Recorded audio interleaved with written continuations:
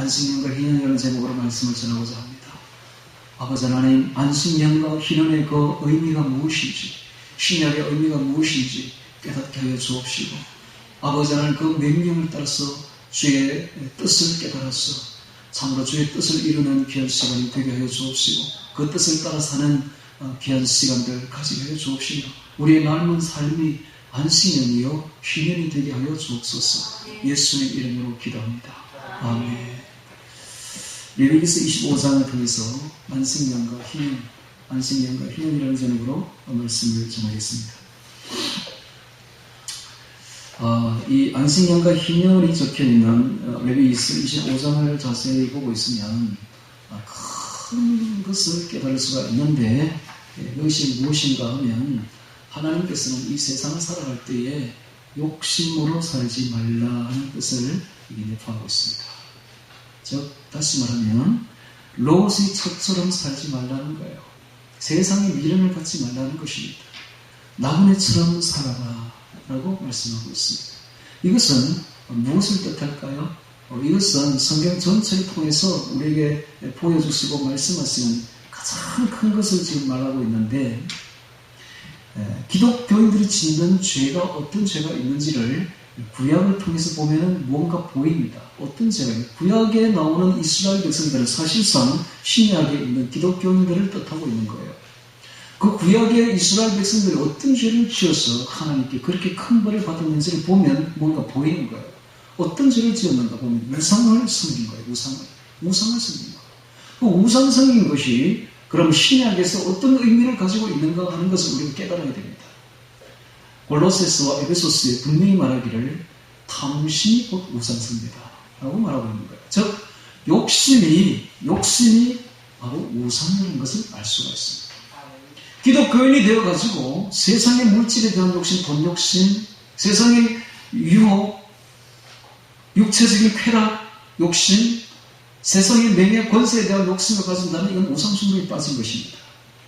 주님께서 분명히 마태복음에 말씀하시기를 너희가 돈과 재물과 만몬스가 하나님을 겸하여 섬길 수 없느니라 라고 말씀하셨습니다. 신앙이란 무엇인가 하면 세상 것을 버리는 거예요. 이제 주님만 따라가는 것입니다. 이렇게 되어야 됩니다. 이게 신앙생활의 첫걸음이 되는 겁니다. 그런데 주님을 섬기면서 세상 것도 같이 취하면 이게 이제 혼합 신앙이 되는데, 그렇게 되면 우상 숭배자가 되는 거예요.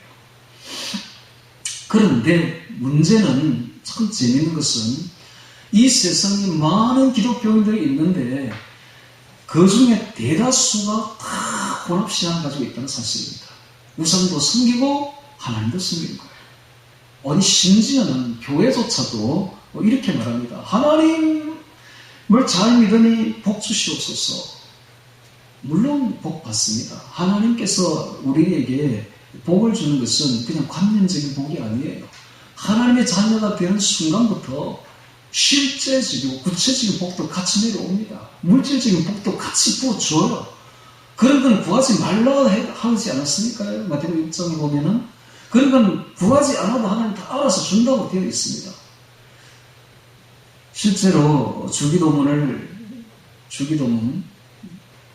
일용할 양식을 주옵시고 하는 이 주기도문을 외우는 나라마다 굶어 죽지 않습니다. 주기도문을 외우지 않는 나라가 지금 굶어 죽는 것이지 실제로 의인의 자식이 거린이 되는 경우가 없습니다. 하나님이 다 알아서 챙겨주시는 것이죠. 그런데 문제는 그것을 추구하면 안 된다는 거예요. 하나님. 이걸 추구하면 우상숭배가 된다는 것을 우리에게 보여주고 있습니다. 이것이 오늘의 말씀의 핵심이고 요점인데 이거 굉장히 중요합니다. 이거 깨닫는 건 진짜 어려워요. 근데 이것만 깨달을 수만 있다면 제대로 된 신앙생활을 우리가 걸어갈 수가 있는 것입니다. 하나님은 세상의 그 무엇보다, 그 어떤 것보다 나를 사랑하는 거예요. 세상에 그 네가 좋아하는 그 모든 것을 다 어떤 사람보다, 어떤 누구보다 나를 사랑하는 거예요. 나를 좋아하는 거예요. 이것이 바로 수직 계명입니다. 그게 첫 번째 계명이에요. 너희는 마음을 다하고 목숨을 다하고 성품을 다하고 힘을 다하여 오직 나 하나님을 예수님을 사랑하라. 하나님이 바로 예수님입니다. 이 그리스도의 신비인데 구약에 나오는 여호와 하나님 사실은 예수님이에요. 전부 다 예수님을 오늘 우리가 부른 찬송 있지 않습니까? 빛나고 높은 보좌고 그 위에 앉으신 주 예수 얼굴 영광이 되어 있지 않습니까? 주 예수 얼굴. 이게 계시록 4장에 가서 보면 보좌에 앉으신 이가 해같이 얼굴이 빛나는데 그분이 누군가 자세히 보면 예수님이에요. 예수님이에요. 구약의 계시록을 자세히 보십시오. 구약에 나오는 여호와 하나님에서 전부 다 예수님입니다. 사실은. 이게 그 신비예요. 이게 비밀이고 이 신비인데 이거 아는 사람은 별로 없어요. 지금도 그 유대인들이 눈이 감겨있어요. 예수님의 신비에 대해서 눈이 감겨있어요. 예수님이 누군지 몰라. 그들은 구약에 보이는 여호와 하나님 오직 성부 하나님인 줄로만 알고 있는 거예요. 근데 이게 비밀이죠. 아는 사람은 압니다. 이게 지극히 소수만 아는 거예요. 이것을 아는 사람은 예수님을 찬양합니다. 여러분 찬송가를 한번 보세요. 1장부터 500장까지 누구를 찬송하는지 보세요. 전부 다 예수님을 하여 찬양합니다. 이게 뭔가 하면 예수님의 신비를, 그리스도의 신비를 깨달은 사람이 제대로 된 신앙인이죠. 이걸 찬양하는 거예요. 예수님을 찬양할 수가 있는 것입니다. 이걸 깨닫지 못한 사람은 늘 성부 하나님만 찬양합니다. 예수님에 대해서는 잘 몰라요. 그런데 사실상 그리스도의 신비는 바로 구원과 직결되고 있습니다. 우리가 예수님을 깨달을 때 그때 구원이 있는 것이죠. 하나님의 신비가 있습니다. 하나님의 신비. 하나님의 신비는 바로 창세 전부터 십자가를 준비하셨다는 사실입니다. 창세 전부터. 창세 영원한 시간이 흐르는데 이 영원한 시간은 7,000년 인간 세상 시간을 영원한 시간에 비하면 하나의 점에 불과합니다. 점에 불과하고 우리는 지금 6,000년의 마지막에 지금 와 있어요. 이제 1,000년 왕국만 남았는데 그 점 중에 점이죠. 사실은 우리가 사는 인생 자체가 영원한 시간에 비하면. 그래서 하나님의 영원하신 하나님은 7,000년 세상을 왜 계획하셨는가 하는 사실입니다. 그것은 우리로 하여금 그리스도를 뼈저리게 깨닫도록 하기 위해서.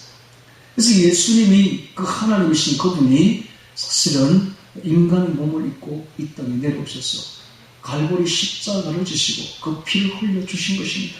그때에 지진이 일어나게 되고 그 피가 바위틈 속으로 들어가서 그 밑에 있는 법계 속죄소 위에 떨어진 거예요. 놀라운 일이 아닐 수가 없습니다. 그 피를 이렇게 천장에 있는 것을 론 와이어트 씨가 이렇게 떼가지고 론 와이어트 씨가 이제 발굴을 했는데 떼가지고 피자국을 뗀 거예요. 그걸 이제 이스라엘 전부도 아는 거예요. 알지만은 완전히 지금 못 들어가게 막아놓고 있죠. 그걸 떼가지고 감정을 의뢰를 했더니 놀랍게도 염색체가 24개 나왔어요. 보통 46개, 엄마 쪽에서 23개, 아빠 쪽에서 23개, 이래서 46개가 우리 인간이 가진 염색체인데 그 피는 24개밖에 없어요. 24개밖에. 이거 뭐 인간이 아니죠. 신이에요, 완전. 근데 완전한 인간이죠. 완전한 신인 그런 피가 이렇게 보이고, 그 다음에 그렇게 오랜 2000년이나 된 그 피가 살아있는 거예요. 놀라운 일이 아닐 수가 없습니다. 바로 메시아의 피죠. 그래서 우리가 참 메시아가 오셔서 십자가에서 피 흘리고 우리 죄를 씻어주신 것에 대해서 정말 감사하며 찬양할 수밖에 없는 것입니다. 주님께서 피를 흘릴 때에 그 속죄소에 떨어진 거예요. 그 속죄소는 구약시대 내내 어린 양의 피를 가지고 와서 1년에 한 번 대속죄, 오늘도 속죄일이 나오는데 속죄일에 지성소에 들어가서 그 속죄소에 피를 떨어뜨린 거예요. 집중적으로 떨어뜨린 장소입니다. 그러던 것이 예수님께서 예레미야를 통해서 바벨론이 침공하기 전에 바벨론에게 그 빼앗기지 않게 하려고 감추어버린 거예요. 그 동굴 속에. 그런데 그 동굴 위에 갑자기 딱 그대로 예수님의 십자가 선 거예요. 그래서 그 십자가 피가 정확하게 속죄소에 떨어지게 하셨던 것입니다. 이 놀라운 하나님의 섭리가 영원 전부터 계획되어 있었다는 사실. 이것이 바로 하나님의 신비입니다. 하나님의 신비. 이 하나님의 신비와 그리스도의 신비를 깨달은 사람들은 이게 전부 다 모든 것이 하나님의 섭리 속에 있다는 것, 모든 역사가 하나님의 섭리 속에 있다는 것을 깨닫게 되는 것입니다. 그리고 불법의 신비가 있으며 마지막 종말의 신비가 있습니다. 여러분, 지금은 종말 중에 종말이에요. 이제 곧 7년 대환란이 시작될 것입니다. 7년 대환란이 있기 전에 종말의 징조들이 막 일어나게 되어 있는데 이게 바로 일곱인이지요. 일곱인의 시대에 지금 우리는 살고 있습니다. 그래서 하루가 멀다 하고 재난이 일어나는 거예요. 여러분들이 지금 마스크를 하고 있는데 이것도 하나의 징조 중 하나입니다. 이번에 보니까 중국에서 그 휴대폰이 정지된 건수가 2천만 건, 2천만 개가 정지가 돼요. 이런 경우가 없대요. 1월 2월 중에 2천만 개가 사라진 거예요. 가입 인수가 사라진 거예요. 물론 이제 중국인들이 여러 가지 이제 위중으로 칩을 넣어가지고 회사 거 휴대폰, 자기 휴대폰 이렇게 하기도 한답니다. 어쨌든 회사가 문을 닫으니까 그걸 또 없앴겠죠. 그런데 이렇게 많이 없어질 수는 없대요. 그래서 조사를 해보니까 대충 우리가 추정키는 1200만 명이 죽었지 않느냐. 이건 우한폐렴으로. 자기들은 뭐 8만 명 뭐 이렇게 이야기하지만 전부 다 가짜고 사실상 1200만 명이 죽은 거예요, 지금. 엄청난 재난입니다. 엄청난 재난입니다. 이런 것이 왜 일어나는가? 지금 7년 한류란이 다가오고 있습니다. 그 전조로, 그 징조로 지금 일어나는 것 중에 하나입니다. 정부에서는 지금 2주일 동안 다 잡겠다는데 그건 정부 말이고 잡을 수가 없을 겁니다. 하나님이 하시는 일을 정부가 잡을 수 있겠습니까? 네.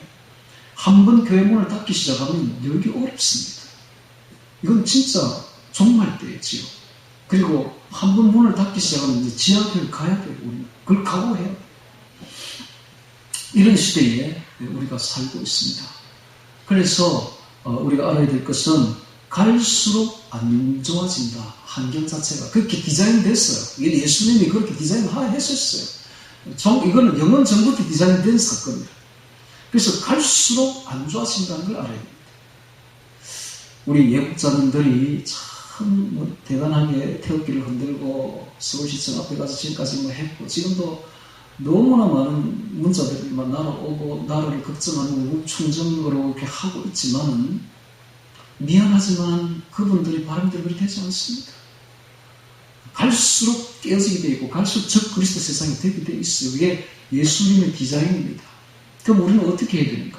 그렇다는 걸 알아야 됩니다. 우리가 아무리 해도 안 된다는 걸 알아야 돼요. 그렇다면 조금 초월된 자세로 바라볼 줄 알아야 됩니다.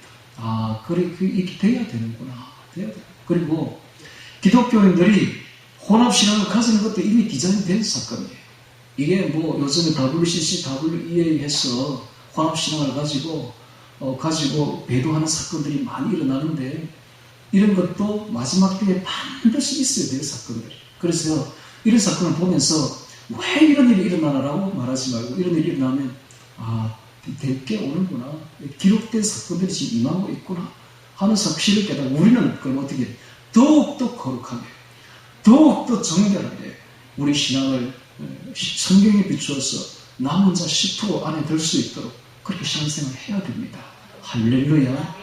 남은 자가 얼마나 풀태지가 얼마 되는 거 성경은 10%라고 되어 있습니다. 열의 하나라고 되어 있습니다. 열의 하나. 아무리 수많은 그리스도인들이 있어도 대다수가 다 90%로 따라갑니다. 제가 우상숭배 쪽으로 따라간다는 거예요. 그러나 10%가 남아있다는 것입니다. 이 10%가 들림받습니다. 그래서 오늘 우리는 레위기 25장 희년과 안식년을 보면서 어떤 정신자세로 살아야 될 것인가? 한마디로 말하면 나그네 정신으로 살아야 됩니다. 이 세상의 돈, 물질, 쾌락, 명예, 권세 없는 것으로 여겨야 됩니다. 없는 것으로. 그리고 오직 하나님만 바라고 하나님만 중시하며 걸어가야 됩니다. 이게 신앙입니다. 예수님 바로 이런 신앙을 원하십니다. 예수님은 이런 신앙을 바라시는 것입니다. 제가 처음에 예수님 믿을 때 우리 사모 여기 있지만 좀 미안하지만 이런 말을 하면 그런데 이건 정말 중요하기 때문에 해야 돼요. 제가 제 경우를 예를 들겠습니다. 제가 예수님 믿을 때에 제가 지금 앉아있는 제 사모를, 제 아내를 얼마나 사랑했는지 모릅니다. 그럼 남자들이 다 그렇죠. 결혼할 때는 그렇잖아요. 어제는 어느 정도 사랑했느냐? 우리 어머니한테 제가 이런 말을 했습니다. 엄마, 나 저 여자 없으면 나 죽는다. 그러니까 우리 어머니가 욕을 하더라고요. 이놈 자식이 무슨 이상한 말을 그런 말을 하는 거예요. 저보고 다른 데 선보라고 했을 때 제가 그랬어요. 나 선 안 본다고. 나 저 여자 아이는 나 죽는다고. 제 사실 그랬어요. 제 마음이. 그래서 이 여자를 위해서는 내가 참 죽어도 생명까지 내줄 수 있겠다라고 생각한 겁니다. 그런데 하나님이 딱 시험을 거는 거예요. 네 여자를 택할래? 나를 택할래? 둘 중에 하나 택해봐라. 이렇게 나오는 거예요. 나는 천천히 하늘이 무너진 것 같았어요. 도저히 어떻게 이런 시험을 줄 수 있는가? 시험을 해도 어떻게 이렇게 할 수 있는가? 아니 처음에 예수님 믿어가지고 불같이 믿으려고 하는데 하나님이 딱 시험을 걸기를 둘 중에 하나 택해라. 네 여자냐? 하나님이냐? 나냐? 하나님이냐? 택해라. 제가 단호하게 그렇게 사랑했던 여자를 버렸습니다. 버리고 주님만 택하겠습니다. 그랬더니 하나님이요, 그 여자를 돌아오게 할 뿐만 아니라 그 여자가 결혼도 시켜주고 그 여자가 예수님을 잘 믿는 사모까지 만들어주는 거예요. 100배나 만들어줬던 거예요. 할렐루야. 만약에 그때 제가 그 여자를 택했다면 나도 망하고 여자도 망하고 둘 다 헤어졌을 것이고 틀림없이 나도 쫄딱 망하고 그랬을 겁니다. 하나님은 언제나 우리에게 이런 신앙을 요구하는 거예요. 세상의 그 어떤 것보다 나를 사랑하느냐? 그 어떤 것보다 버릴 수 있느냐 나를 위해서? 지금 우리가 앉아있는 이 건물, 이걸 구입할 때도 마찬가지였습니다. 저는 적당히 좀 구입할 수 있을 정도로 하나님 해주세요. 하나님 좋아하네. 네 재산 다 걸어. 네 재산 다 걸어. 하나님 꼭 이래야 되겠습니까? 다 걸어. 그래서 다 걸었죠. 집이고 사무실이고 몽땅 다 걸었죠. 그래서 여기서 이제 다 걸어서 대출을 했는데 부도 나면서 다 날아가는 거예요. 그 정도입니다, 하나님. 그 정도. 적당히는 안 돼. 모든 걸 다 하실 수 있느냐? 나를 위해서. 그럴 때에 그 신앙이 인정되는 것입니다.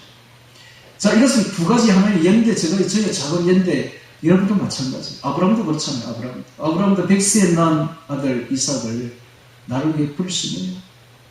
라고 시험하는 거예요. 그게 바로, 모리아산 시험 아닙니까?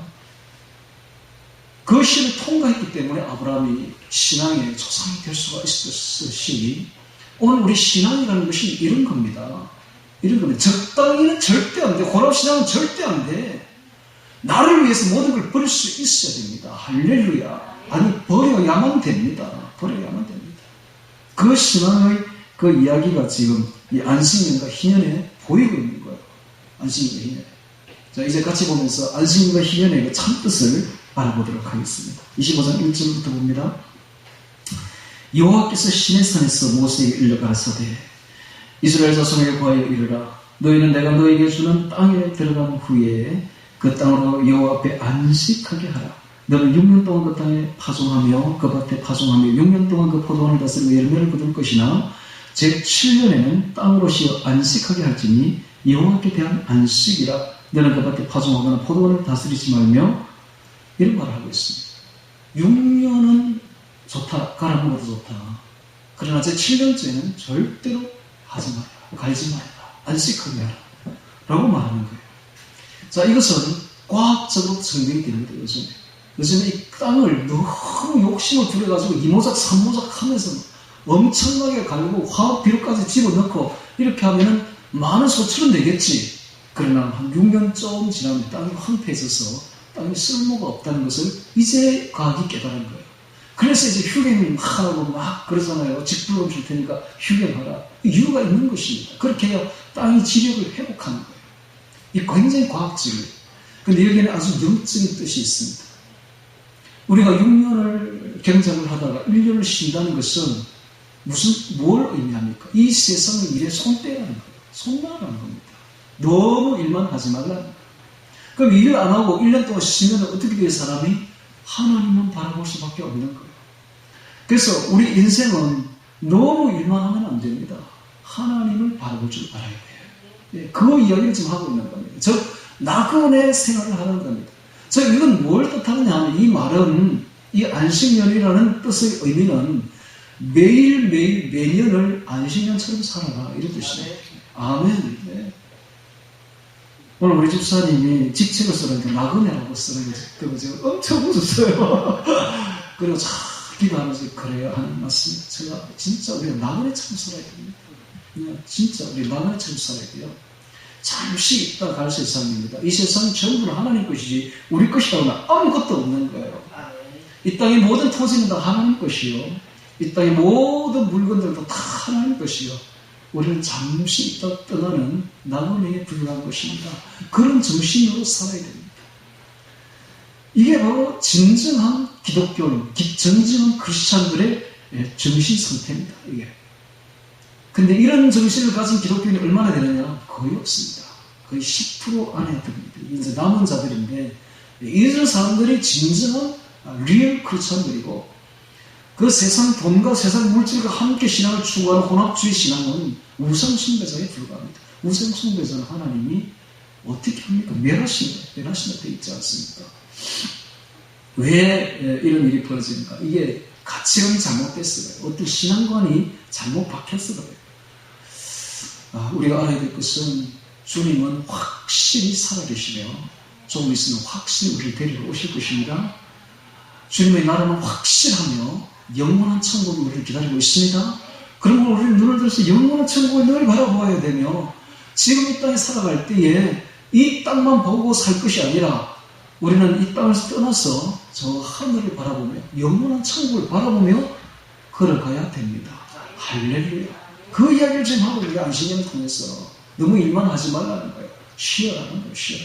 저 영원한 안식이 있는 천국을 바라보라 하는 이야기를 지금 하고 있습니다. 자, 5절에 보겠습니다.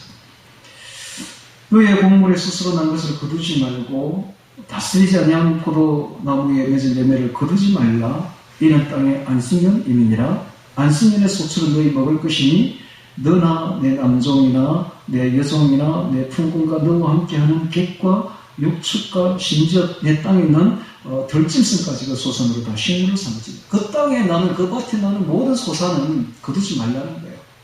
거두지 말고 누구나 가서 먹을 수 있도록 해라. 심지어 들짐승도 먹이를 주어라. 그것으로 주어라 라고 말할 정도입니다.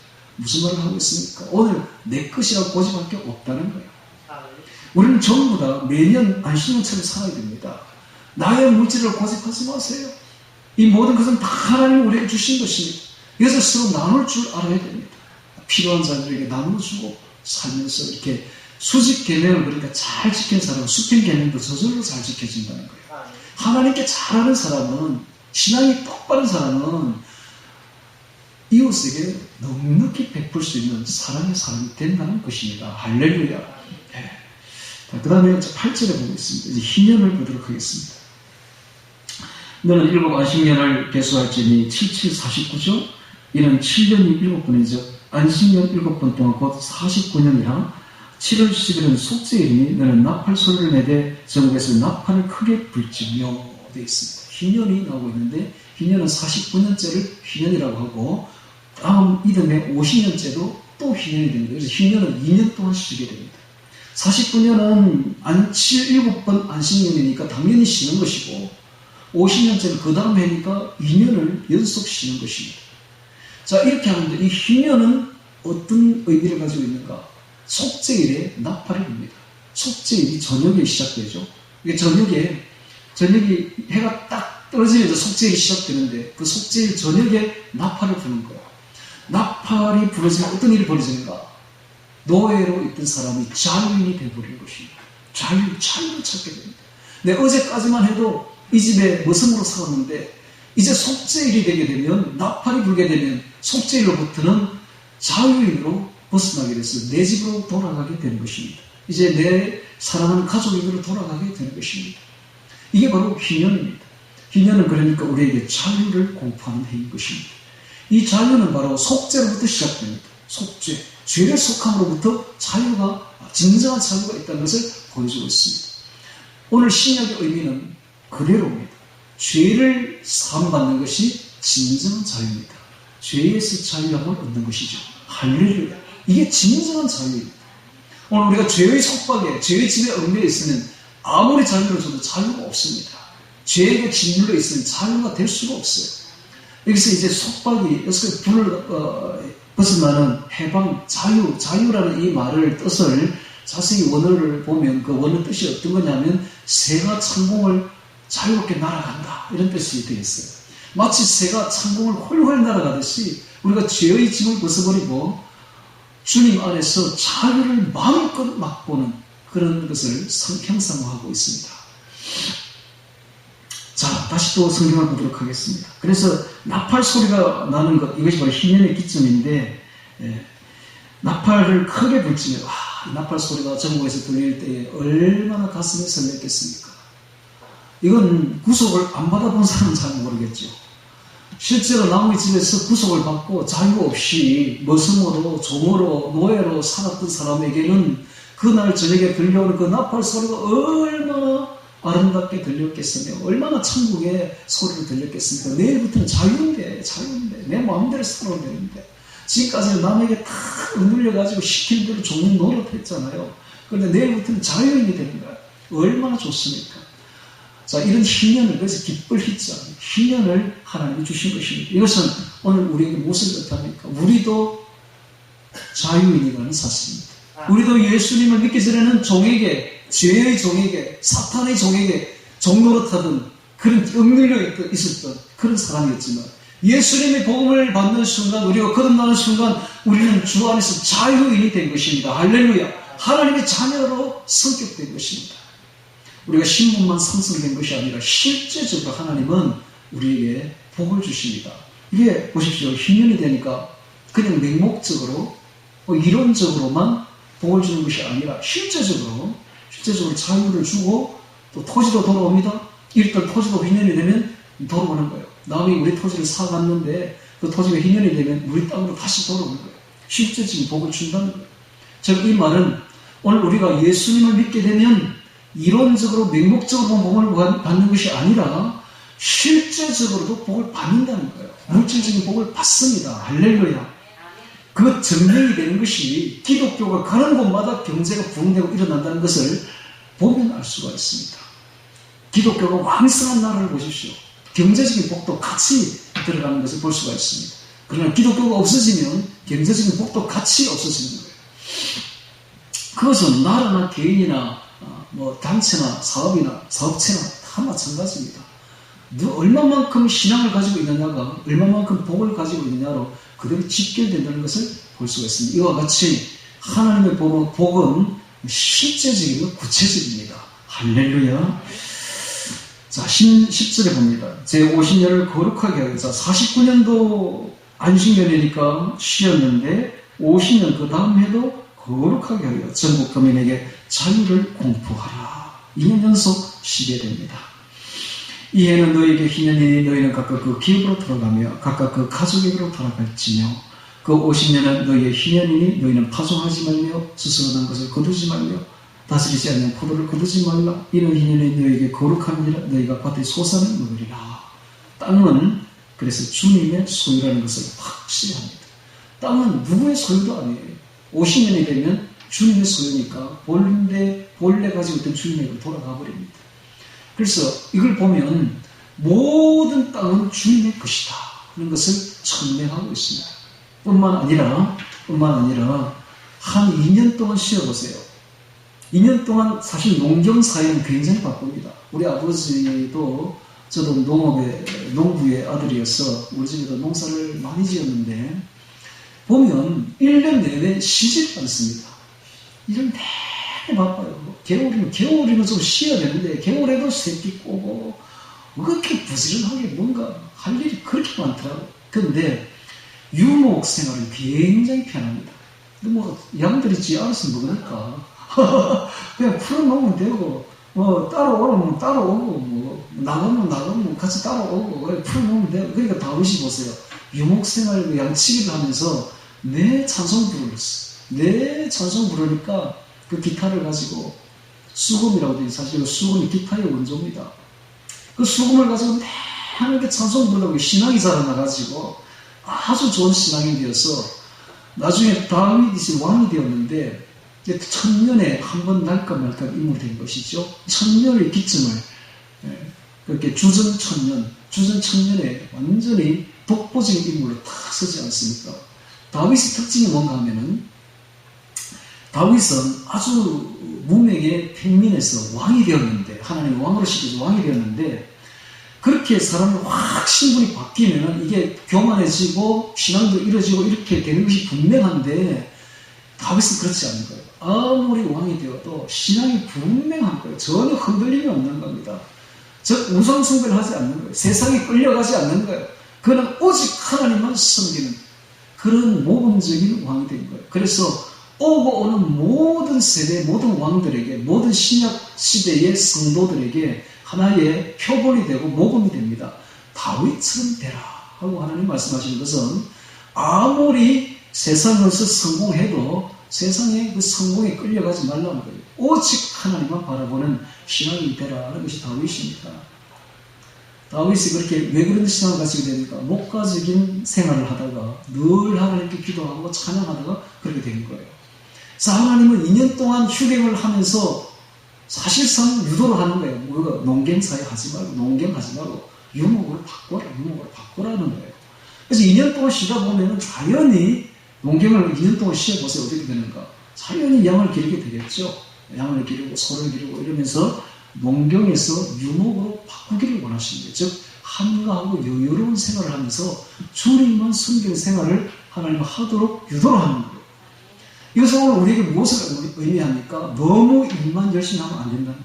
우리 기독교인들은 적당히 일하고 많은 시간을 확보해서 하나님과 대화하고 하나님과 동행하는 시간을 가지는 것, 이게 바로 현명한 사람이고 지혜로운 사람임을 우리가 가르치고 있습니다.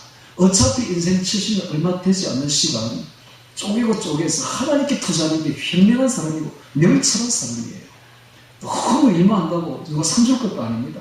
그리고 돈 실컷 벌어나가야 그 돈 남이 다 가져가 버리고 없습니다. 우리가 뭐 그걸 가져갈 겁니까? 적당히 버리면 됩니다. 적당히 하면 되고 진짜 중요한 것은 하나님께 투자해야 돼요. 하나님께 투자하라. 시간을 하나님께 투자하라. 이것이 지금 말하고 있는 것입니다. 자, 11절에 보겠습니다.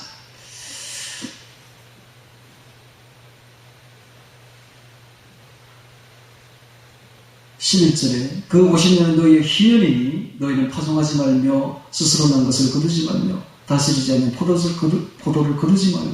이는 희년이 너희에게 거룩함이니라. 너희가 밭의 소산을 먹으리라 하면서 13절부터 마지막까지는 안식년과 희년에 대한 구체적인 이야기들을 쭉 하고 있습니다.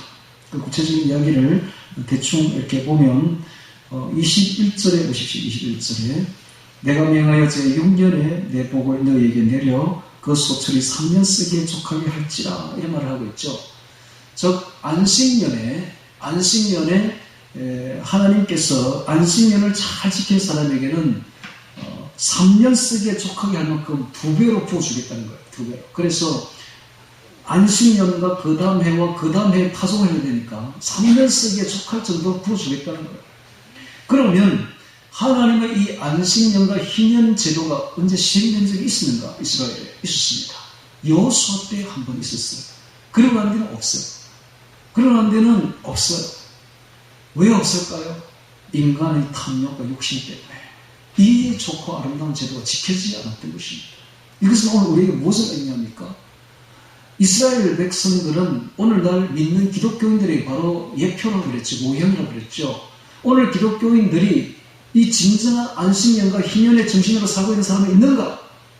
별로 없다는 거예요. 거의 대부분 다 그냥 욕심과 탐욕으로 살아간다는 것입니다. 그래서 오늘 이거는 우리에게 큰 교훈이 아닐 수가 없습니다. 오늘 우리가 정말 나그네 정신으로 살아야 됩니다. 나그네 정신으로. 세상 것 취하지 말고 있어도 그만, 없어도 그만, 줘도 그만, 안 줘도 그만까지 거. 네. 엊그제는 이런 일이 있었어요. 우리 사무실에. 믿는 분이에요. 설교비를 깎아달래. 그거. 야, 깎아줬어요, 제가. 반이나 안 됐다. 500만원짜리 200에 해줬다. 그때 또 깎아달래요. 네. 그래서 제가 좀 역정을 좀 내었죠. 어떻게 사람이 그럴 수가 있느냐고. 믿는 사람이.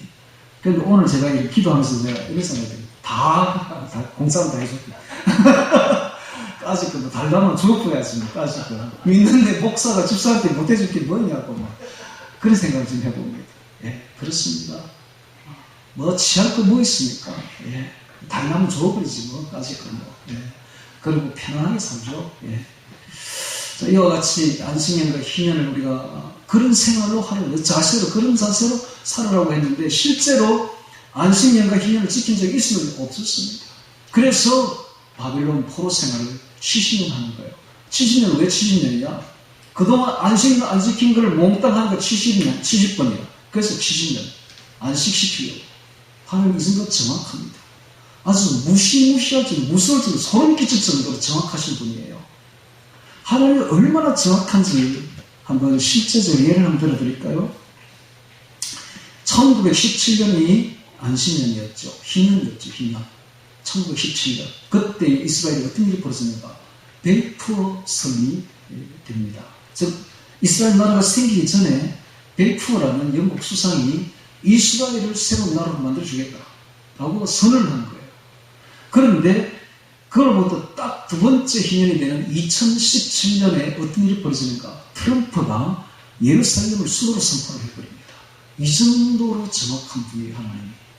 그 다음에 1947년은 1917년에서 다음 희년이 되는 해가 1947년인데 이스라엘 독립전쟁이 일어났는데 그때로부터 70년 된 해가 1917년이에요. 제가 말을 잘못했는데 1967년입니다. 1967년에는 6.1 전쟁이 벌어집니다. 즉 1917년에서 50년이 되면서 1967년이죠. 그때에 이스라엘 영토가 확장됩니다. 그리고 1967년에서 50년을 희년이 딱 되는 해가 1917년인데 그때 아까도 이야기했듯이 트럼프 수도 선언이 예루살렘 수도 선언이 벌어지게 되는 것이죠. 자, 이와 같이 하나님은 소름 끼치게 지금도 희년과 안식년을 기억하고 그대로 행하고 있다는 사실을 알 수가 있습니다. 네.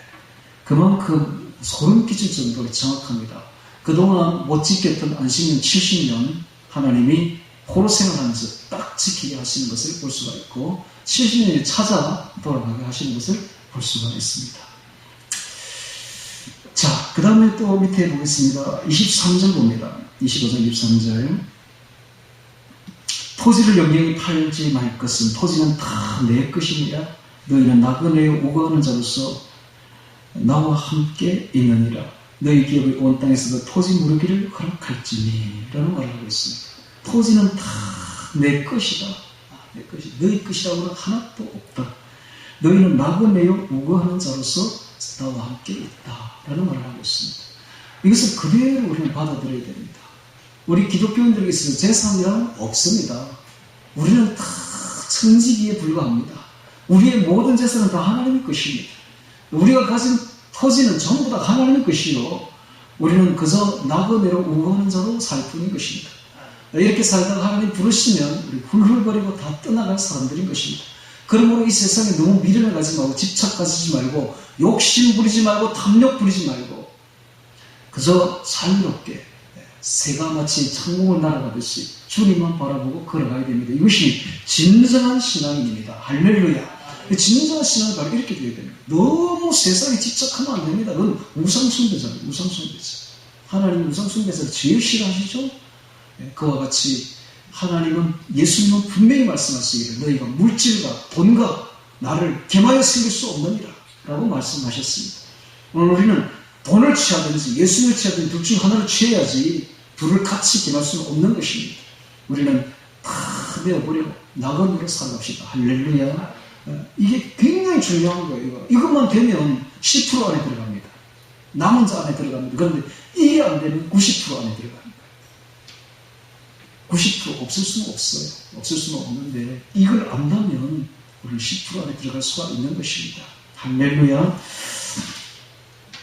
그 뒤에 넘겨서 30절에 보겠습니다. 30절에 보면 주년 내에 무르지 못하는 그 성내가 원 산자의 소유로 확정되어 대대로 영영이 그에게 속하고 희년이라도 돌려보내지 아니할 것이라. 그러나 성벽이 돌리지 아니한 촌락의 가옥은 나라의 전토 일례로 물러주기도 할 것이요 희년에 돌려보내기도 할 것이니 이런 말이 있죠. 이것은 성벽 안에는 부자들이 살았대요. 성벽 밖에는 가난한 사람들이 살았어요. 그래서 가난한 자들은 주로 성벽 바깥에 있었기 때문에 사회 구현, 정의 구현의 뜻에서 성벽 밖에 있는 가옥은 다시 물려주라라고 말하고 있는 것입니다. 그래서 이 희년이 되면 토지도 돌아오고 집도 돌아오고 사람도 돌아오고 다 돌아오는 것이 참으로 기쁜 해가 아닐 수가 없습니다. 자, 36절에 봅니다. 너는 그에게 이식을 취하지 말고 라는 말이 있습니다. 이자를 취하지 말아야 합니다. 돈을 빌려주는데 이자를 취하지 말라는 것, 즉 약자를 돌보고 이웃사랑의 방법이 형제처럼 대하라는 것입니다. 내 하나님을 경외하여 내 형제로 너와 함께 생활하게 할 것이죠. 너는 그에게 이식을 위하여 돈을 꾸이지 말고 이익을 위하여 식물을 꾸이지 말라 라고 말하고 있습니다. 형제한테 돈을 빌려주는데 이자를 취하는 사람은 없죠. 그와 같이 모든 사람을 향해서 그와 같이 이자를 받지 말라는 것입니다. 그게 바로 형제 사랑의 방법이죠. 그뿐만 아니라 이 안식년이 되면 7년이 딱 되면은 내가 돈을 이렇게 누군가를 빌려줬는데 그 사람이 7년 동안 못 갚았다. 그러면 탕감해주라고 되어 있습니다. 탕감해주라. 제가 돈을 빌려준 사람이 있었는데 이 성경을 보고는 그렇구나. 7년이 됐는데 이 사람이 돈을 못 갚는 거예요. 그래서 내가 그랬죠. 이제 안 갚아도 됩니다. 7년이 됐으니 이제 안 갚아도 됩니다. 그랬더니 그 사람이 너무 고마워해가지고 옛날에 우리 그 공부방 할 때 우리 여기 와가지고 한 2년 동안이나 그 밥을 봉사를 해주더라고요. 너무 고마워가지고. 제 이야기인데, 이와 같이 우리가 실제적으로 구체적으로 적용해 나가야 됩니다. 7년 동안 못 갚는다는 것은 무슨 능력이 없다는 거예요. 갚을 능력이 없다는 겁니다. 그럴 때는 그냥 탕감해 줘야 되는 것입니다. 없는 걸로 그냥 7년째에 해줘야 되는 것입니다. 자, 39절에 봅니다. 내 동족이 비난하게 되어 너에게 몸이 팔리거든 너는 그를 종으로 부리지 말고 되어 있습니다. 자, 이 유대인들이 종이 될 수가 있어요. 빚을 못 갚으면 종이 되거든요. 그런데 그를 오거든 종처럼 부리지 말라는 겁니다. 사랑의 차원에서 대하라는 것이죠. 품꾼이나 우거하는 자같이 너와 함께 있게 하여 희년까지 너를 섬기게 하라. 그때는 희년에는 그와 그 자녀가 함께 너에게 나서도 본족에게로 돌아가서 조상의 기업을 회복하도록 하라 라고 말하고 있습니다. 그래서 이 사랑의 정신, 인간 존중의 정신을 우리는 가져야 됩니다. 우리는 누구를 대할지라도 우리의 종이라고 생각하면 안 됩니다. 모든 사람은 다 하나님의 종이지 우리의 종이 될 수가 없는 것이죠.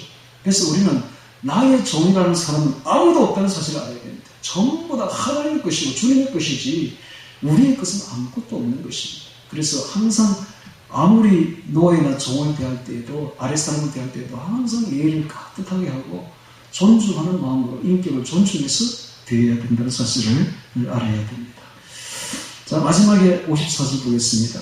그가 이같이 속하지 못하면 희년에 이르러 그와 그 자녀가 자유하리니 이스라엘 자손은 나의 품꾼이 됨이라. 그렇죠? 이스라엘 자손은 하나님의 품꾼이요 주님의 품꾼이지 우리의 품꾼이 될 수가 없다는 거예요. 그들은 내가 애굽 땅에서 인도하여 있는 나의 품꾼이요 나는 너희 하나님 여호와니라 라고 말씀하고 있습니다. 자, 오늘 우리는 희년과 안식년에 대해서 살펴보았습니다. 살펴보니 하나님께서 단지 안식년과 희년에만 이렇게 하라는 것이 아니라 이거를 읽는 오늘날의 기독교인들, 신약시대의 성도들은 모든 생활을 하루하루 매년 매일을 안식년처럼 희년처럼 정신을 가지고 생활하라 하는 뜻으로 지금 주어진 것입니다. 그래서 오늘 우리는 이 땅에 너무 집착하지 말고 이 땅의 돈에 물질에 너무 집착하지 말고 없는 것처럼 여기고 나그네처럼 우거하는 자처럼 여겨서 정말 저 하늘나라의 영원한 안식을 위해서 걸어가는 새처럼 자유해서 이 세상을 초월하는 자세로 걸어가라 하는 것을 우리는 알 수가 있습니다. 왜 그래야 되는가 하면 신앙인은 바로 그런 사람들입니다. 아까도 처음에 제가 서두에 이야기했지만은 신앙은 우상숭배를 하면 안 됩니다. 우상숭배는 바로 탐욕입니다. 탐심이 바로 우상숭배입니다. 오늘 우리 신앙인들은 탐심을 내어버려야 됩니다. 내어버리고서 오직 주님만 섬기는 그래서 탐심에서 자유한 그런 사람들이 되어야만이 주님을 제대로 섬길 수가 있다는 것을 가르쳐주고 있습니다. 우리 모두가 다 안식년과 희년의 정신을 이어받아서 세상의 탐심을 다 내려놓고 이제는 오직 영원한 천국, 저 영원 시간은 아까도 제가 이야기했죠. 영원한 7천년 주님이 볼 때는 7일에 불과하고 우리는 6일의 마지막 째, 점중에 점에 있습니다.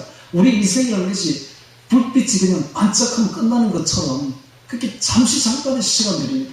그러므로 영원한 시간을 바라보며 오직 주님만 바라보며 이 땅의 것을 연연해 하지 말고 욕심 부리지 말고 탐심 부리지 말고 우상 숭배하지 말고 주님만 섬기는 우리 모두가 되기를 주의 이름으로 축원합니다.